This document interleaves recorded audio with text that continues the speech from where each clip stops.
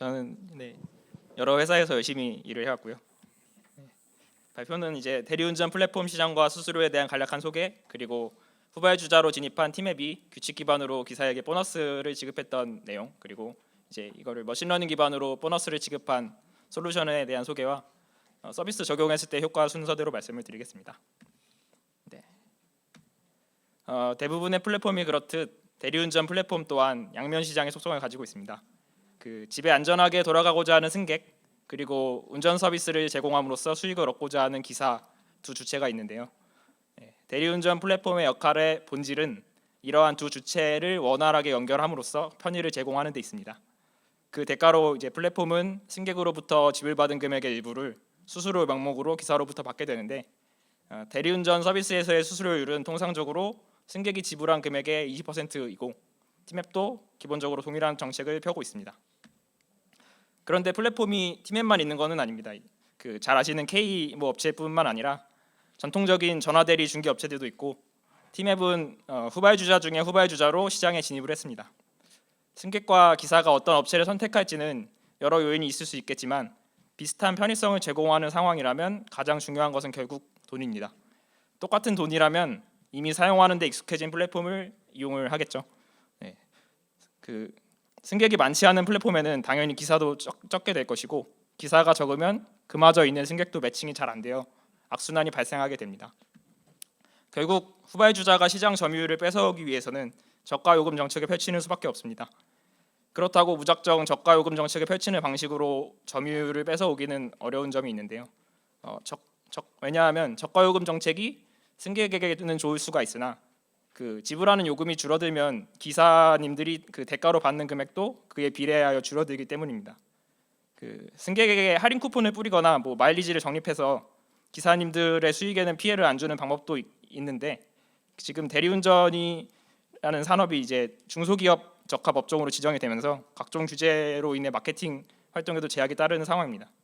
결국 승객과 기사를 모두 만족시키기 위해서는 승객에게는 저가 정책을 펼치고 기사에게는 낮은 수수료를 받는 방법이 있습니다. 이제 방향은 정해졌고 어떻게 실행할지가 남았는데요. 어떤 승객의 콜에 보너스를 얼마나 부여하느냐가 풀어야 하는 문제라고 볼 수가 있겠죠. 이제 저희가 머신러닝 기반의 솔루션을 적용하기 전에 규칙 기반의 솔루션이 적용이 되어 있었습니다. 보시는 바와 같이 콜이 호출되는 시점에 보너스를 부여할지 말지, 즉 수수료를 기사님으로부터 덜 받을지 말지를 특정 규칙에 따라 정했었고, 얼마나 부여할지는 요율을 바꿔가면서 실험을 진행을 했습니다. 규칙 기반의 솔루션도 꽤나 합리적이었습니다. 신규 승객의 콜에 보너스를 붙이고자 한 것은 신규 고객을 확보하기 위한 마케팅 차원이기도 했고, 실제로 신규 승객의 운행 완료율이 떨어졌기 때문입니다. 보통 신규 고객 같은 경우는 경쟁 앱에서 배정이 안 되었을 때 티맵도 호출해보고 이런 패턴이 있다 보니까 출도착지가 오지에 가까운 콜이 많았기 때문이고요. 과거에 운행 완료가 안 되었던 지역의 콜도 합리적이었습니다. 대리운전에서의 수요 공급 패턴은 이제 시간에 따른 주기성을 가지고 특별한 이벤트가 없으면 운행 완료 패턴에도 변화가 심한 편은 아니기 때문에 과거에 안 됐던 것도 다음 주 동일 시간에 안 될 가능성이 높은 거죠.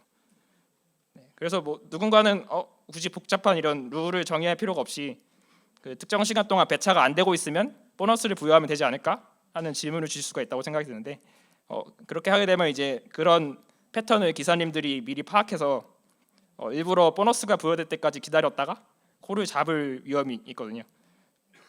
그리고 이걸 만약에 한다고 해도 얼마나 기다려야 할지 정하는 것도 지역이나 시간대에 따라서 천차만별로 정해야 될 거기 때문에 그런 거는 배제를 했습니다. 근데 하지만 당연히 규칙 기반의 솔루션이 커버하지 못하는 부분이 있는데요. 대표적으로는 콜의 호출 가격입니다. 아까 전 페이지에서 53,000원이었던 게 8만 원에 호출된 그림을 가져온 건데, 다른 조건은 다 동일하고 이렇게 가격을 올린 콜에 대해서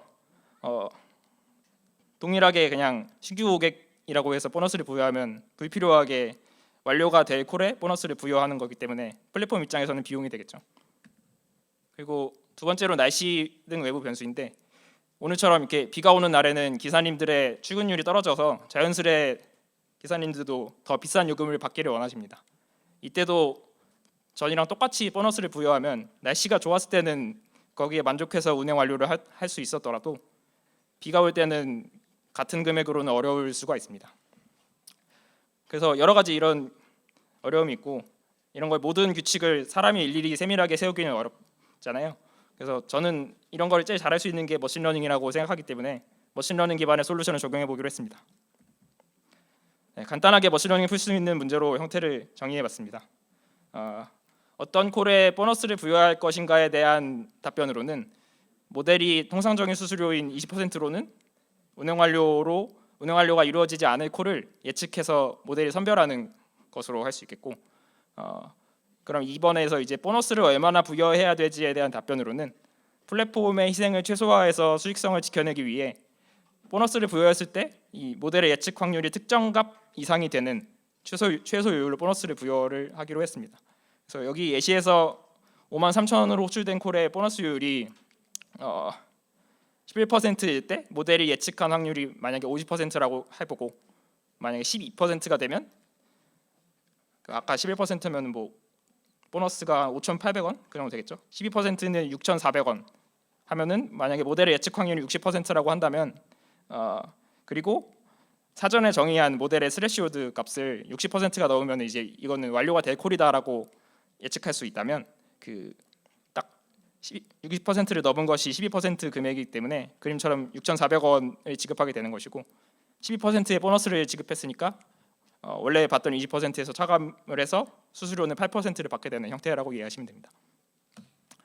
네, 그래서 문제는 꽤 합리적으로 정한 것 같으니까 이제 풀기만 하면 될 것 같았고요. 콜의 운행 완료 여부를 예측하는 데 도움이 되는 여러 가지 피처를 사용해서 이제 모델의 정확도를 높여보려고 했습니다. 정확도 지표는 뒤에서 설명을 드리겠습니다. 어떤 피처를 사용했는지 다 말씀드리긴 어려운데 큰 카테고리를 말씀드리면 이게 수요 공급에 따라서 많이 뒤틀리는 플랫폼이다 보니 기사 수랑 콜 수와 같은 수요 공급 관련 정보, 그리고 요금과 수수료를 얼마나 받을지, 그리고 호출된 콜의 특성은 어떤지, 뭐 추도 착지나 운행 시간, 그리고 뭐 날씨 같은 외부 정보 이런 거를 사용했고요. 이런 값들을 그냥 그대로 사용하기도 하고 여러 가지 피처를 조합해서 사용하기도 했습니다. 네, 피처만큼이나 이제 중요한 거는 어떤 방향으로 모델을 옵티마이즈 할 것인가인데요. 그래서 중요한 거는 타겟 클래스를 어떻게 정하느냐입니다. 플랫폼을 이렇게 기사와 승객이 이용하면서 남기는 피드백은 다음과 같이 5가지 종류가 있는데요. 먼저 배정 전 고객 취소 같은 경우는 승객이 플랫폼에 집에 가겠다고 호출을 하시고 배정이 되기 전에 취소를 한 걸 말하고요. 기사 미배정 같은 경우는 호출을 하고 오랫동안 기다렸는데 모든 기사들이 다 수락을 하지 않는 상황을 말합니다. 그리고 배정 후 고객 취소는 승객이 호출을 하고 기사님이 잡았는데 승객이 그걸 취소해버리는 상황을 말하고요. 배정 후 기사 취소는 반대로 똑같이 기사가 콜을 잡았는데 기사님이 취소하는 상황을 말합니다. 그리고 운행 완료는 이런 모든 취소가 없이 무사히 승객이 집으로 돌아가는 걸 말하고요. 그래서 이렇게 실제 운행 완료가 되었냐 안 되었냐를 기준으로 0과 1을 부여하면 다음 그림처럼 미완료가 4개, 완료가 1개 이렇게 클래스를 정의할 수가 있는데요. 근데 각 피드백의 이런 상태의 종류에 따라 노이즈가 좀 많을 수도 있고 또 풀고자 하는 문제에 따라 클래스를 재정의하는 게 좋을 수도 있다고 생각을 했습니다. 지금 풀고 있는 보너스 콜 문제에서 중요한 거는 실제 완료가 되었느냐보다도 기사가 이런 해당 상황에서 해당 콜을 선호했느냐 비선호했느냐라고 생각을 했기 때문에 클래스를 기사향으로 재정의하는 것이 좋을 거라고 생각을 했고요. 데이터를 좀 살펴봤습니다. 여러 가지를 살펴보았는데 대표적으로는 2가지를 도출을 했습니다. 왼쪽 그림은 이제 기사가 콜을 수락할 때까지 걸리는 시간에 따른 완료율인데요. 보시면 x축이 초 단위인데 4초에서 5초를 기점으로 완료율이 좀 다른 패턴을 보입니다. 이거는 너무 짧은 시간에 취소한 콜은 승객이 장난으로 부른 콜일 가능성이 높고 또 기사의 수락 의사를 판별하기에는 시간이 너무 짧은 겁니다. 그래서 이거는 필터링을 하는 게 좋겠다고 판단을 했고 예측 정확도에 도움이 되었습니다. 네, 오른쪽 그림은 기사와 승객이 남기는 상태값에 따른 요금인데요. 상태값에 따라서 호출 요금 차이가 꽤 명확히 났고요. 요금이 비쌀수록 기사의 선호도는 높은 대신 승객의 선호도는 낮은 것을 알 수가 있었습니다. 보시면 배정 후 승객이 취소한 경우에 요금이 가장 높은데 이는 다른 플랫폼에서 더 저렴한 가격으로 배정이 되었기에 취소했을 가능성이 높은 거고요. 배정 후 기사가 취소한 케이스에 대해서는 좀 더 그룹을 나눠볼 필요가 있었는데요. 배정된 지 1분 미만인 콜에서는 명확히 요금이 낮았는데 1분이 지난 콜에 대해서는 요금이 낮다고 보기가 어려웠습니다. 이 1분이 지나서 기사님이 취소한 케이스에는 기사님은 그 콜을 운행하고 싶었는데 승객이 술이 취해서인지 잠수를 탄 케이스 등 뭐 여러 가지 요인이 섞여 있다고 판단이 됐고 이거를 필터링하게 되었습니다. 네. 운행이 완료된 케이스는 기사와 승객이 모두 만족한 케이스고 균형 잡힌 요금에 가깝겠죠. 네. 그래서 말씀드린 케이스에 따라서 타겟 클래스를 재정의한 그림이고요. 배정 후 고객이 취소한 경우에 대해서 재정의한 기사양 타겟에서는 완료로 취급한 것이 가장 큰 특징이라고 보실 수가 있습니다. 그리고 말씀드렸듯이 특정 조건에 따라서 애매한 경우는 필터링을 했고, 네, 그렇게 했습니다. 참고로 말씀드리면 이제 이렇게 정해진 타겟 클래스 분포에서 클래스 임발란스 문제 같은 거는 별로 없었습니다. 네, 그래서 이제 모델을 학습시켜 보기 전에 중요한 거는 평가 기준을 만드는 일인데요. 첫 번째로는 콜의 완료 여부를 정확히 예측할 수 있어야 어떤 콜에 보너스를 부여할지 효과적으로 정할 수가 있습니다. 여기에는 이제 일반적인 클래시피케이션 문제에서 많이 사용하는 뭐 AUROC나 프리시전, 리콜 이런 것들을 사용을 했고요. 두 번째랑 세 번째가 일반적인 클래시피케이션 문제와 좀 다른 지표인데요. 저희가 앞서서 정의했던 문제를 상기시켜 보면 보너스 요율을 얼마나 부여해야 할지 정하는 것도 되게 중요한 문제였습니다. 이를 정확히 정하는 데 도움이 되려면 보너스 요율이랑 관련된 피처가 모델의 디시전 바운더리에 대해 기여하는 바가 커야 한다고 생각했기 때문에 그 두 번째 지표를 활용을 했고요. 세 번째 지표는 그 기여도만 높은데 정합성은 떨어질 수도 있잖아요. 그래서 만들어 본 지표고요. 보너스 금액을 제외한 다른 정보가 모두 똑같은 상황이라면 이제 보너스를 높일수록 이제 기사님들은 만족을 하겠죠. 그러면은 모델이 예측한 그 기사향 완료 확률도 그 비례해서 올라가야만 합리적인라고 볼 수가 있습니다. 네. 그래서 모델이 그러한 예측 확률을 출력해낼 수 있는지를 검증하기로 했습니다. 네. 그래서 피처랑 클래스랑 평가 기준까지 좀 전체적으로 잘 정했으니까 가장 기본적인 모델로도 좀 잘 될 수 있지 않을까 하는 희망 회로로 돌리면서 그 태뷸러 데이터의 높은 정확도를 보이기로 유명한 그레디언트 부스티드 디시전 트리 GBDT를 사용해서 모델을 학습시켜 보았습니다.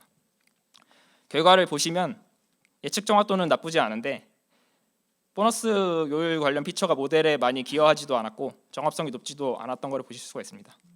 이렇게 결과가 나오는 게 어찌 보면 좀 당연한 것이 앞서서 말씀드렸던 규칙 기반으로 보너스를 부여해 본 이력이 당시에는 처음에 학습시킬 당시에는 전체 데이터의 2% 수준이었고 그렇기 때문에 이 해당 피처를 잘 학습시킬 수가 없었겠죠. 네. 여기서 나온 결과들을 포함해서 그 실험에서 나오는 결과들은 전부 다 뭐 어떤 피처가 효과적일지 여러 차례 좀 실험을 해보고 하이퍼 파라미터 최적화도 거친 결과라는 것을 참고로 말씀드리겠습니다. 그래서 두 번째 희망회로로는 보너스가 부여된 이력만 그 2%의 이력만 오버샘플링을 해서 하면은 기여도가 올라가지 않을까 하는 생각을 해봤는데요. 결과는 뭐 좀 올라가긴 했는데 좀 처참한 수준이었습니다. 기여도는 올라갔는데 정합성은 이게 0에서 1 사이 값이거든요. 근데 여전히 0.5도 안 되면은 절반 이상은 보너스를 많이 부여해도 완료 확률이 비례하게 올라가지 않는 거겠죠. 그래서 별로 안 좋았습니다.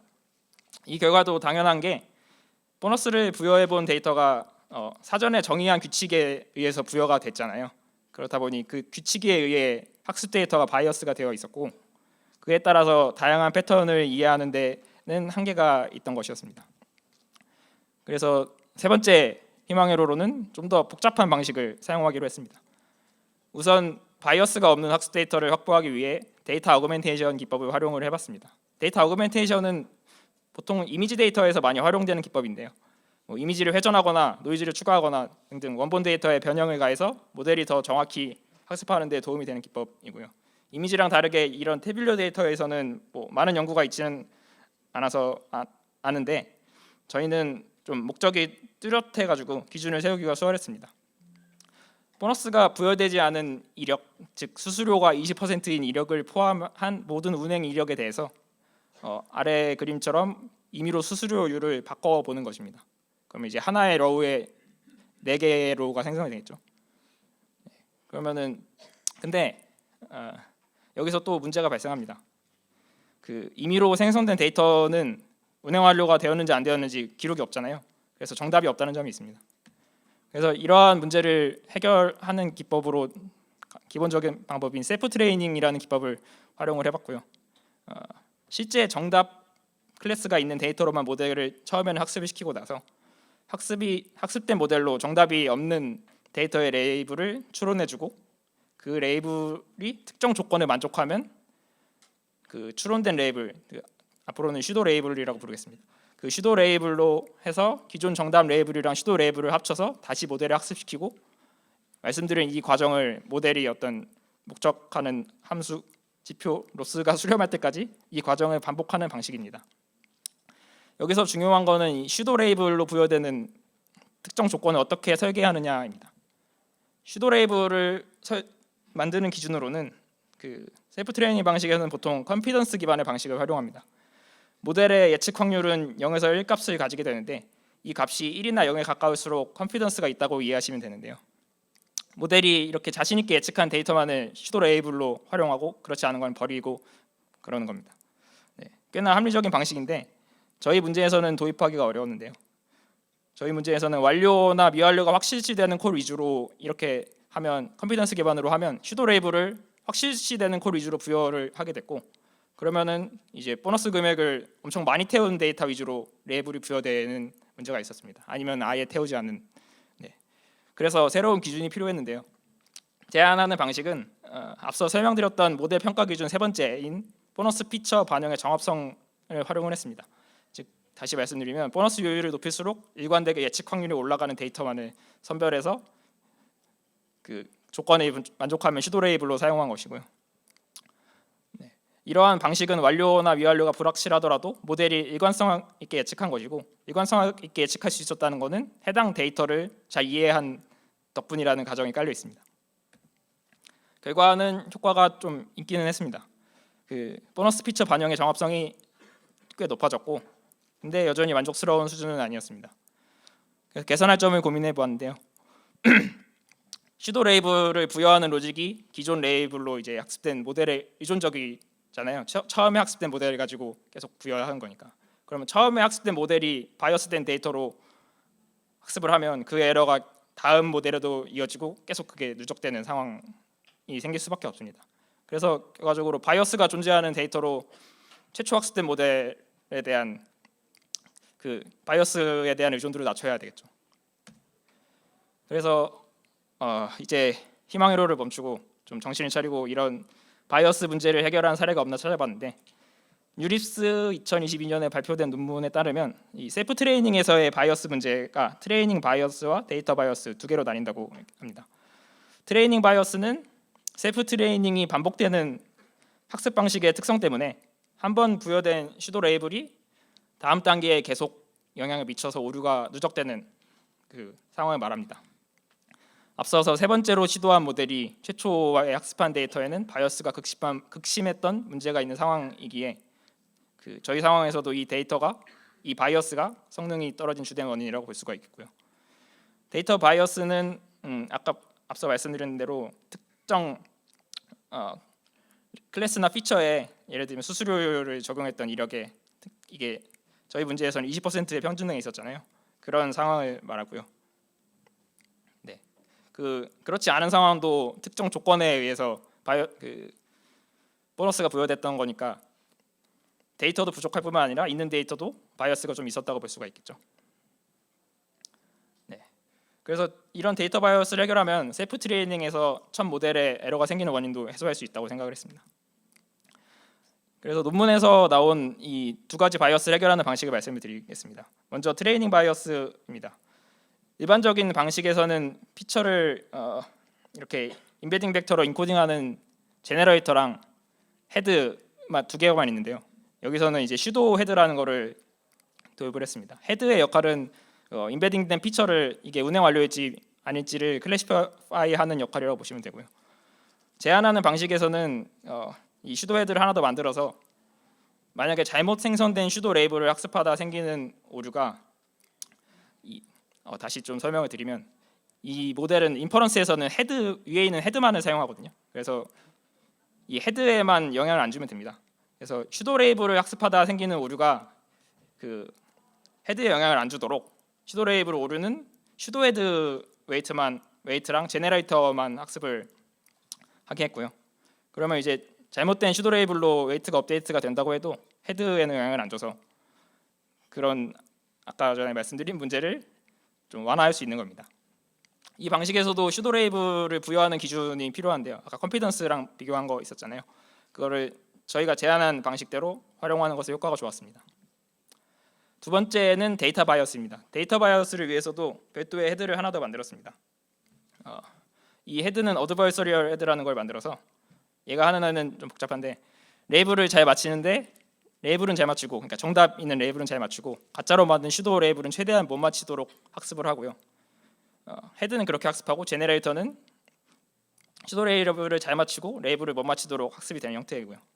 결과적으로 이 클래시파이어의 영향력을 최대한 억제해서 제네레이터를 효율적으로 학습시킴으로써 슈도 레이블된 데이터에 대해서 제네레이터가 이제 데이터 바이어스의 영향을 받지 않는 좋은 품질의 임베딩 벡터가 생성될 수 있도록 유도를 하는 겁니다. 그림으로 설명을 드리면 아래와 같은데요. 그림 B를 보시면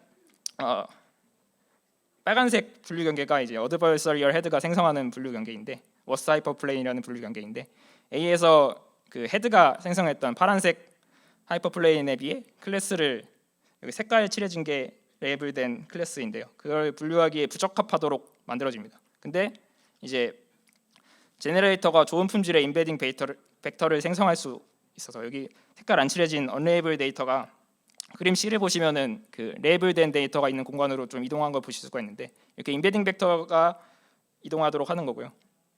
다시 설명드리면 이제 기존에는 모델이 접하지 못하다 보니까 언레이블 데이터는 분산이 크게 학습이 되었던 걸 이제 요 셀프 트레이닝 방식으로 모델이 많이 접하게 만들어서 그리고 여러 가지 로스를 이용해서 많이 접했던 데이터가 위치하는 공간으로 매핑을 시켜서 데이터 바이어스가 해결될 수 있도록 하는 방식이라고 이해를 하시면 됩니다.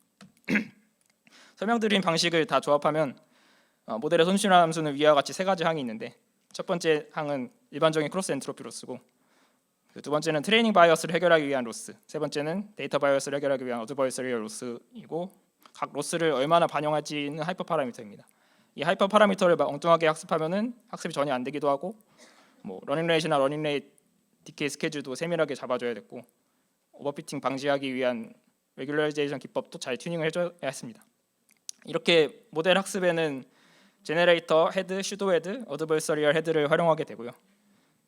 학습엔 그렇고 실제 서비스에는 그 두 개의 헤드는 없애고 제네레이터랑 헤드만 활용해서 서비스에서 모델 사이즈도 학습 때보다 작다는 장점이 있습니다. 모델의 구조는 딥 앤 크로스 네트워크를 활용을 했고요. 다른 모델에 비해서 이게 피처 간의 하이어 오더 교호 작용을 잘 반영을 하면서 속도도 빨라서 선택하게 되었고 모델의 임베딩 차원이나 각 레이어도 잘 튜닝을 옵티나라는 거를 베이지안 옵티마이제이션 툴을 활용해서 열심히 했습니다. 결과는 매우 효과적이었습니다. 맨 밑에 보듯이 보너스 콜 피처 반영의 정합성이 매우 높아졌고요.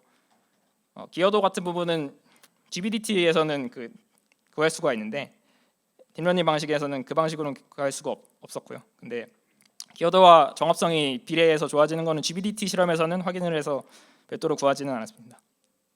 네. 이 정확도랑 보너스 피처 반영의 정합성이 더 높아서 이 디바이어스 셀프 트레이닝 방식을 적용하기로 결정을 했고요. 네. 서비스 적용을 앞서 말씀드린 문제 정의대로 했고요.